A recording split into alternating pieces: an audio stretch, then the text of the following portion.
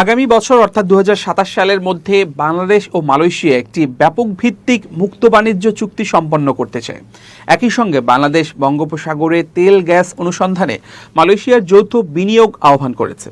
বাংলাদেশের প্রধানমন্ত্রী তারেক রহমানের মালয়েশিয়া সফরকালে মালয়েশিয়ার প্রধানমন্ত্রী আনোয়ার ইব্রাহিমের সঙ্গে দেয়া যৌথ বিবৃতিতে এই তথ্য জানানো হয়।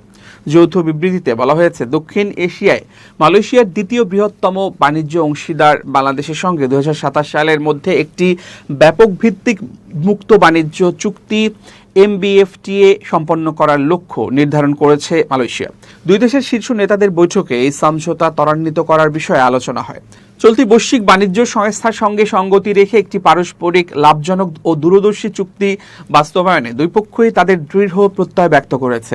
এছাড়া অর্থনৈতিক সহযোগিতা বৃদ্ধি এবং দ্বিমুখী বাণিজ্য ও বিনিয়োগের পথ সুগম করতে দুই দেশের বেসরকারি খাতের মধ্যে কাঠামোগত সংলাপের জন্য মালয়েশিয়া বাংলাদেশ যৌথ বিজনেস কাউন্সিল JBC গঠনের অগ্রগতিকে স্বাগত জানিয়েছে দুই প্রধানমন্ত্রী।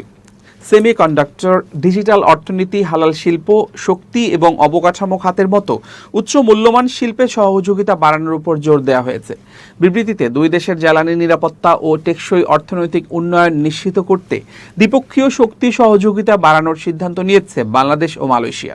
তরলীকৃত প্রাকৃতিক গ্যাস, LNG সরবরাহ, LNG অবকাঠামো এবং পেট্রোলিয়াম পণ্যের বিষয়ে দুই দেশের সরকারের মধ্যকার বিদ্যমান সমঝোতা স্মারককে পূর্ণ ব্যবহারের তাগিদ দেওয়া হয়েছে, যাতে পেট্রোনাস ও পেট্রো বাংলার মধ্যে সরাসরি আলোচনা এগিয়ে নেওয়া যায়।